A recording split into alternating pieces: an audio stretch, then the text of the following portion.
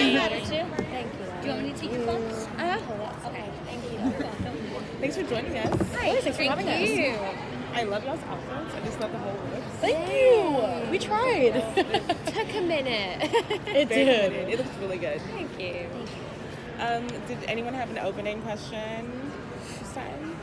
Luke, you have one. You have the opening. Yeah. Hold on. Yeah, I'm curious about how you guys see this show as an ensemble. Maybe because it is called Nancy Drew, but it feels like watching the first episode is very much about this whole group. So what does that balance look like as we move forward into the season? You know, even though Nancy Drew is the title of this, I feel like without us, like Bess, George, Nick, and Ace, there is no trouble for Nancy to get into. Yeah. So as the story kind of progresses, you do get to see their backgrounds a bit more and how they take action in certain things. And even Nancy is like, hey, like, this is my mystery, you know? Like, we're all kind of here. And I think also because we all work at the Claw,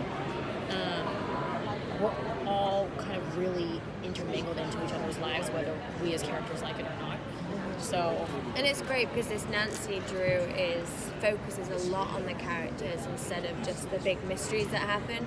So it makes a much more interesting show because each character, the five of us, come from totally different walks of life and have totally different ways of dealing with situations. So I think to get a really big audience going, you have to have some diversity too. So there's a lot of different pockets, and so yeah, it makes it more interesting for sure. It sounds like your characters have a lot of body and depth to them. Could you tell me a little bit about what your favorite aspects of your characters are? So I think, despite George being kind of snarky and sarcastic and very bitter about Nancy Drew, I really admire the fact that she does what she needs to do to get the job done. You know, she comes from a very hard family where she's had to pick up a lot of the slack, given her mom's alcoholic, there was no dad ever in the picture. And I admire that independence about George. You know, that's a real reality for a lot of people. And to see George kind of battling through that and still managing at the Claw and still managing to be a human being on top of that, I really admire her courage and her strength in that aspect. Yeah, I think that the strengths of Bess too I really admire because she's come to Horseshoe Bay on her own, so she's had to be super independent. So I love that. I think all the characters have a really good strength about them that's really admirable.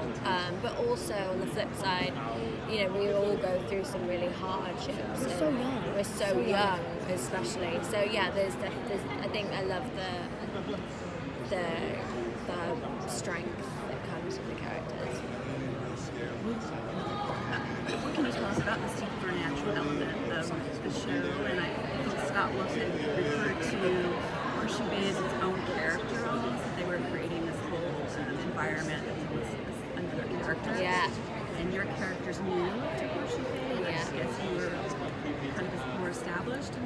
So yeah, How George does is kind of a that town interact vet, with but even though she's been in Horseshoe Bay for a long time, you'll start to realize why she's not a huge fan of the supernatural. I don't want to spoil it, but George wants nothing to do with that and just is so anti-ghost. But the supernatural aspect, it's a real thing in Horseshoe Bay. Horseshoe Bay is alive and breathing with some scary ass stuff, dude. It's so scary. And I see why George has taken a back seat because no thank you. No, Bess loves it. She is all for it. Like, she's happy to be haunted at any day of the week. But yeah, Horseshoe Bay is definitely like its own character. And when the murder happens in the pilot, that's when all of us are flung together because we work in the same place. We have to sort of do it together. And it carries on from there. It's great. Would you say that class identity plays a role at all in the story? I know your character is like hiding a secret about what her like financial privilege might be. And I don't know as much about like George is managing or owning this diner. Is that something that's explored at all? In class as in like different levels of financial differences security? between, or maybe even like within the town. I don't know, it's a small residence, somewhat rural. In the town, there is definitely a class system. As you guys see, Yes. Ryan Hudson is like the big wig of the town who is kind of the rich guy and like the business guy. But I mean, for the most part, I feel like all of our characters in the beginning appear to fall under the same financial category.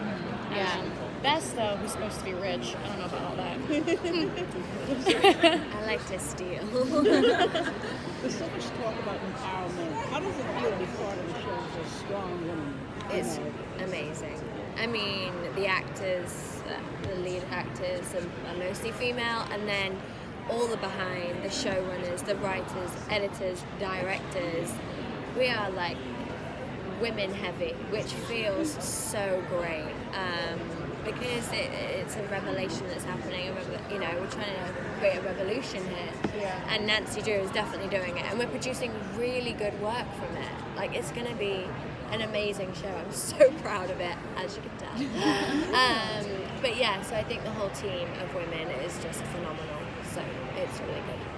And also, too, I mean, just seeing all these three girls, which are such different parts of what a woman can be, seeing them come together and seeing all these dualities of what, you know, like as we are growing up. Like, I think it's really important for people to see that process of young girls growing up and finding their way. And like, the time is now, you know, like women, we're holding the ball. And for us to get to portray that and also be backed by Stephanie and Melinda and Noga, it's very powerful. And I feel like just, other than getting to be someone who's taking charge as a female in the show, it's just really inspiring for me as someone who's just getting to be a part of something like that too. Yeah. And working with this one. I absolutely love these ladies with all my heart. Last question, please.